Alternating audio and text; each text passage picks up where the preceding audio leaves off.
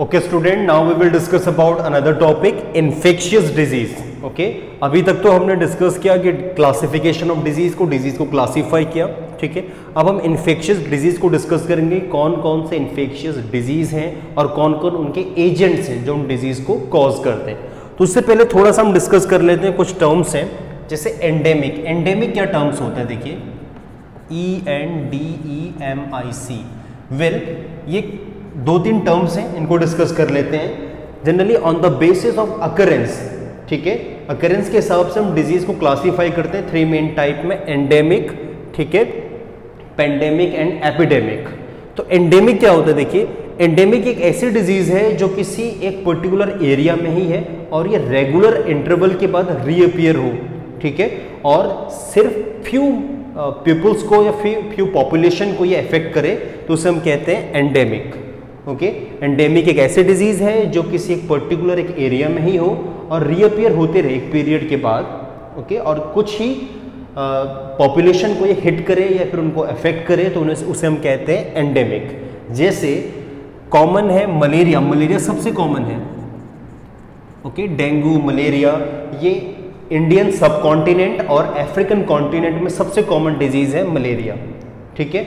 इसके अलावा अगर हम बात करें तो chicken pox, chicken pox United kingdom में सबसे कॉमन है, ठीक है, जो रीअपियर होते रहते हैं पीरियड ऑफ टाइम के बाद, ओके, और खुद कुछ ही पॉपुलेशन को ये हिट करें तो उसे हम कहते हैं endemic, right. Second one is epidemic. Epidemic क्या है, देखिए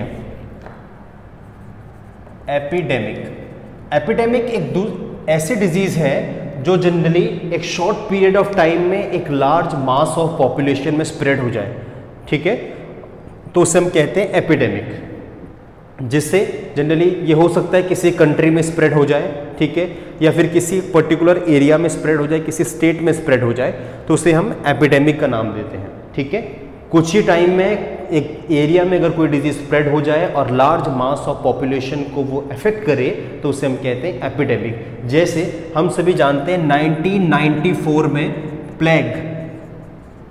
प्लेग स्प्रेड हुआ था, स्पेशली सूरत, गुजरात के सूरत में, ठीक है, तो ये एक एपिडेमिक का एग्जाम्पल था जिसमें बहुत से लोगों ने अपनी लाइफ को खोया था, ठीक है। Third and the last one is pandemic, जिसको हम सभी जानते हैं और प्रेजेंट सिचुएशन में तो हम सभी को पता ही है कि पेंडेमिक क्या है, ठीक है। तो पेंडेमिक क्या है, देखिए पेंडेमिक एक ऐसी डिजीज है जो वर्ल्ड वाइड, पूरे वर्ल्ड को अफेक्ट करे, ठीक है। ये कम्युनिकेबल डिजीज होगी, मतलब जो एक प्लेस से दूसरे प्लेस तक स्प्रेड हो जाए और पूरे वर्ल्ड में हर एक कंट्री को अगर जो इफेक्ट करे तो उसे हम पेंडेमिक कहते हैं। जो अभी है सबसे कॉमन कोविड-19 एंड एड्स, ये पेंडेमिक एग्जाम्पल है जो वर्ल्ड में हर एक कंट्री को हिट करें, ठीक है, हर एक कंट्री के लोगों को अफेक्ट करे, तो ये पेंडेमिक है। तो ये एक जनरल सा आइडिया मैंने आपको बताया, disease on the basis of their occurrence, किस हिसाब से हम उन्हें क्लासीफाई करेंगे। तो 3 टाइप में हमने क्लासीफाई किया, epidemic, endemic and pandemic. Now we will discuss about infectious disease. देखिए इन्फेक्शियस डिजीज जनरली मैंने बताया था आपको इन्फेक्शियस एजेंट से होंगे, ठीक है।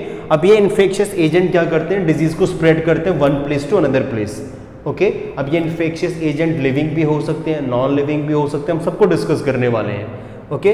तो जनरली हम इन इन्फेक्शियस एजेंट को एट फर्स्ट हम डिस्कस करते हैं कि कुछ लिविंग ऑर्गेनिज्म होते हैं जो डिजीज को स्प्रेड करते हैं, ठीक है। तो ऐसे इन्फेक्शियस एजेंट जो इन्फेक्शियस डिजीज या कम्युनिकेबल डिजीज को स्प्रेड करें, तो हम कहते हैं इन्फेक्शियस एजेंट या पैथोजेंस, जो मैंने पहले भी बताया था आपको। तो कॉमन से कुछ पैथोजेंस हैं, कुछ डिजीज कॉजिंग माइक्रोब्स हैं, उनको डिस्कस कर लेते हैं। तो पहला है viruses. Well, viruses are the smallest infectious agent, सबसे छोटे इन्फेक्शियस एजेंट हैं। They do not have their own metabolic machinery like other living organism. Other living organism की तरह इनकी अपनी मेटाबॉलिक मशीनरी नहीं होती है, ठीक है। तो जिसको हम लेटर डिस्कस करेंगे जब हम एंटीबायोटिक्स पढ़ेंगे। तो जनरली वायरस की अपनी मेटाबॉलिक एक्टिविटी नहीं होती है, ये as a host, as a dust particle present होगा, और जब भी कोई होस्ट मिलेगा तो ये होस्ट की बॉडी की मशीनरी को यूज़ करेगा, तो इसलिए इनकी अपनी मेटाबॉलिक मशीनरी नहीं होती है, ओके। देन एंटीबायोटिक जब पढ़ेंगे हम तो उसमें इसको लेटर डिटेल में पढ़ेंगे। तो इनकी अपनी मेटाबॉलिक मशीनरी नहीं है, तो इसीलिए ये कुछ डिजीज़ कॉज करते हैं, ठीक है।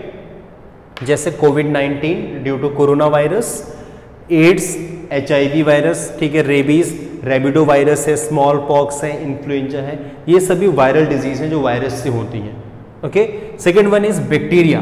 देखिए बैक्टीरिया क्या है, बैक्टीरिया एक यूनिसेल्यूलर प्रोकैरियोटिक माइक्रो ऑर्गेनिज्म है, ठीक है, और अंडर फेवरेबल कंडीशन क्या होता है कि बैक्टीरिया बहुत जल्दी रिप्रोड्यूस करता है और बहुत जल्दी स्प्रेड होता है और नंबर ऑफ बैक्टीरियल डिजीज या इन्फेक्शियस डिजीज को कॉज करता है। तो कौन कौन सी हैं वो, जैसे टाइफॉइड है, टाइफॉइड जनरली साल्मोनेला टाइफी एक माइक्रोब्स है, बैक्टीरिया है जो इसको कॉज करता है। TB, Mycobacterium tuberculosis, cholera, Vibrio cholerae, ठीक है, न्यूमोनिया जो है वो स्टेफाइलोकोकस न्यूमोनियाई, ठीक है, और एंथ्रेक्स, ठीक है, जनरली एनिमल्स में होता है। तो ये सभी जो डिजीज़ हैं बैक्टीरियल डिजीज़ हैं जो पैथोजन से होती हैं, ठीक है, और ये इन्फेक्शियस डिजीज़ हैं। नेक्स्ट जो पैथोजन्स हैं वो है फंगी, लाइक फंगी भी यूकैरियोटिक हेटेरोट्रॉपिक है, ठीक है, मोस्टली मल्टी सेलुलर होते हैं ये, और ये क्या करते हैं जनरली हमारे हेयर को, नेल्स को, स्किन को इफेक्ट करते हैं। ओके, जैसे स्किन इन्फेक्शन हो जाता है या एथलीट फुट है, तो ये सब फंगल इन्फेक्शन के एग्जाम्पल है। प्रोटोजोन्स क्या है, देखिए प्रोटोजोन्स जनरली यूनिसेल्युलर है, यूकैरियोटिक ऑर्गेनिज्म है, और number of disease such as malaria, kala azar, sleeping sickness, ये सभी प्रोटोजोन से ही कॉज होती है, ठीक है। मलेरियल के लिए जो प्रोटोजोन रिस्पॉन्सिबल है वो है प्लाज्मोडियम, ओके, तो sleeping sickness Trypanosoma, okay. Worms क्या है, देखिए वॉर्म जनरली एक large multi cellular disease causing parasites होते हैं, ठीक है, तो मतलब ये किसी होस्ट पे डिपेंड करेंगे, न्यूट्रिशन के लिए डायरेक्टली डिपेंड होंगे। तो राउंड वॉर्म, टैप वॉर्म, ये सभी कॉमन पैरासाइट्स हैं जो ह्यूमन इंटेस्टाइन में रहते हैं। अगर कोई कंटेमिनेटेड फूड या वाटर हम कंज्यूम कर लें तो इनमें ये जनरली डिजीज कॉज करते हैं, जैसे डायरिया हो जाता है, ठीक है, लूज मोशन, वॉमिटिंग, तो ये सभी वॉर्म से ही होगा। एलिफेंटिएसिस, एस्केरिएसिस, सभी एग्जाम्पल हैं वॉर्म्स के, ठीक है। तो स्टूडेंट हमने डिस्कस किया इन्फेक्शियस डिजीज को और इन्फेक्शियस एजेंट्स को कि कौन कौन सी डिजीज को कॉज करते हैं। Okay, now we will discuss about another topic, effect of antibiotics, कि एंटीबायोटिक्स का क्या इफेक्ट है, ठीक है। वेल, ये कहा जाता है और जनरली ये फैक्ट है कि जो एंटीबायोटिक्स हैं वो वायरल इन्फेक्शन में कारगर नहीं है, ये इफेक्टिव नहीं है, जैसा कि प्रेजेंट सिनेरियो में हम देख रहे हैं कि कोरोना वायरस के लिए वैक्सीन अभी तक प्रिपेयर नहीं हो पाई है। साइंटिस्ट काफ़ी एफर्ट कर रहे हैं लेकिन वैक्सीन ईजिली प्रिपेयर नहीं हो पा रही। इस रीज़न को हम देखते हैं अभी क्यों नहीं हो पा रही। देखिए एंटीबायोटिक्स क्या होती है कि एंटी का मतलब होता है against, bio means living, okay, तो मतलब ये किसी की लाइफ के अगेंस्ट है, या हम कहें कि एंटीबायोटिक एंटी माइक्रोबियल ड्रग हैं और ये मेडिसिन है used in the treatment and prevention of infectious disease caused by microbe. किसी माइक्रोब्स के द्वारा जो इन्फेक्शियस डिजीज कॉज्ड हो रही है उसको प्रिवेंट करने के लिए हम इनका यूज करते हैं। अब हमें एंटीबायोटिक्स कहाँ से ऑब्टेन होती है, पहला प्रश्न। वेल, एंटीबायोटिक्स क्या होती हैं, किसी भी ऑर्गेनिज्म से हम ऑब्टेन करेंगे, किसी माइक्रो ऑर्गेनिज्म से जो दूसरे माइक्रो ऑर्गेनिज्म की एक्टिविटी को सप्रेस कर देगा। ओके, मैं फिर रिपीट कर रहा हूं, एंटीबायोटिक्स ऐसे एंटी माइक्रोबियल ड्रग हैं जो हम किसी एक पर्टिकुलर माइक्रोब से ऑब्टेन करेंगे जो दूसरे माइक्रोब की एक्टिविटी को सप्रेस कर लेगा, ठीक है, उन्हें हम कहते हैं एंटीबायोटिक्स। जनरली कुछ फंगी हैं, ठीक है, उन्हीं से सबसे ज़्यादा एंटीबायोटिक्स ऑब्टेन की जाती हैं और कुछ बैक्टीरिया हैं, ठीक है। तो फर्स्ट जो एंटीबायोटिक ऑब्टेन की गई थी वो था पेनिसिलिन, जो पेनिसिलियम नोटेटम एक फंगस है। फर्स्ट एंटीबायोटिक थी पेनिसिलिन जो ऑब्टेन की गई थी पेनिसिलियम नोटेटम, और वो साइंटिस्ट थे अलेक्जेंडर फ्लेमिंग जिन्होंने फर्स्ट एंटीबायोटिक प्रिपेयर किया था, ठीक है, जिसके लिए उन्हें नोबेल प्राइज मिला। ओके, तो जो मैंने क्या बताया आपको कि एंटीबायोटिक क्या होती हैं, किसी एक माइक्रोब से ऑब्टेन होगी जो दूसरे माइक्रोब की एक्टिविटी को सप्रेस कर देगा, इसीलिए मैंने कहते हैं एंटी माइक्रोबियल, ठीक है। Well, they are effective in the treatment of bacterial infection but they are found ineffective in case of viral infection, ठीक है। जनरली जो एंटीबायोटिक्स होती हैं बैक्टीरियल इन्फेक्शन के लिए इफेक्टिव होती है, बैक्टीरियल के साथ साथ में एंटी फंगल, एंटी प्रोटोजोअल, ये जो इन्फेक्शन होता है आसानी से ट्रीट हो जाता है, लेकिन वायरल इन्फेक्शन के केस में प्रॉब्लम आ जाती है। द रीज़न बीइंग दैट कि एंटीबायोटिक जनरली क्या करती हैं, जो हमने कहा बताया इसमें कि जैसे एंटीबायोटिक हम एग्जाम्पल मान लें पेनिसिलिन, ठीक है। जो एक एंटीबायोटिक है वो क्या करेगा कि ब्लॉक कर देगा प्रोसेस को जो जनरली सेल वॉल के सिंथेसिस को करती हैं। अब हमें पता है कि सेल वॉल जनरली एक रिजिड आउटर कवरिंग है सभी प्रोकैरियोट्स की और प्लांट्स सेल की, ठीक है, जो उन्हें आउटर इन्वेंशन, आउटर इंजरी से प्रोटेक्ट करता है। तो जनरली एंटीबायोटिक्स सेल वॉल को ही डैमेज करती है, उसके सिंथेसिस को प्रिवेंट कर देती है, जिससे फर्दर बैक्टीरिया भी डैमेज हो जाता है। लेकिन इन केस ऑफ वायरस में उनका कोई डेफिनेट शेप नहीं होता, साइज नहीं होता, इनकी कोई मेटाबॉलिक मशीनरी है ही नहीं, तो इसलिए एंटीबायोटिक क्या होता है कि अनइफेक्टिव हो जाती है वायरल इन्फेक्शन में।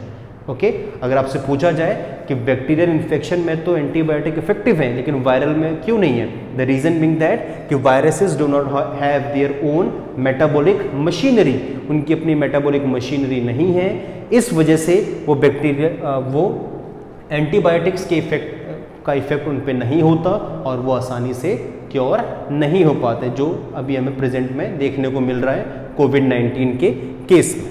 ओके, तो जो मैंने बताया आपको, पहला जो एंटीबायोटिक था वो पेनिसिलिन था, जो जनरली पेनिसिलियम नोटेटम से बना था, ठीक है, जो भी एक माइक्रोब था और अलेक्जेंडर फ्लेमिंग ने इसे प्रिपेयर किया था। तो एंटीबायोटिक्स, बहुत से ऐसे एंटीबायोटिक हैं जो भी जनरली अवेलेबल है मार्केट में, जनरली हम यूज़ करते हैं। तो अगर मैं बात करूं कि अगर हमें generally common influenza, common cold हो जाता है तो कॉमन एक वायरल डिजीज़ है, ठीक है, तो डॉक्टर कभी आपको प्रिस्क्राइब नहीं करता कि आप मेडिसिन लीजिए, वो क्या कहता है आपसे कि वायरल है, ठीक है। तो जनरली वायरल डिजीज़ में तो हमें एंटीबायोटिक्स लेनी नहीं है, वो तो wastage of money and wastage of time है, ठीक है। तो वायरल डिजीज़ का ड्यूरेशन 7 डेज का होता है जनरली, ठीक है। तो अगर वायरल डिजीज़ है तो 7 दिन के बाद अपने आप वो खत्म हो जाएगा कुछ दिनों के बाद, तो ठीक है। बैक्टीरियल डिजीज़ में आपको एंटीबायोटिक्स लेनी होती हैं। अगर किसी को फीवर के साथ में टाइफॉइड है, जो टाइफॉइड जो पहला सिम्टम है, तो उसमें तो आपको एंटीबायोटिक लेनी है, ठीक है, तभी वो ठीक होगा। लेकिन वायरल इन्फेक्शन में, कोई वायरल डिजीज़ में आपको एंटीबायोटिक नहीं लेनी है, वो इनइफेक्टिव है, वो तो ट्रीट ही नहीं करेगा, कोई मतलब इफेक्ट नहीं होगा, राइट। तो ये डिस्कस हमने किया एंटीबायोटिक्स का, वायरस पे क्या इफेक्ट होता है और बैक्टीरिया पे क्या इफेक्ट होता है।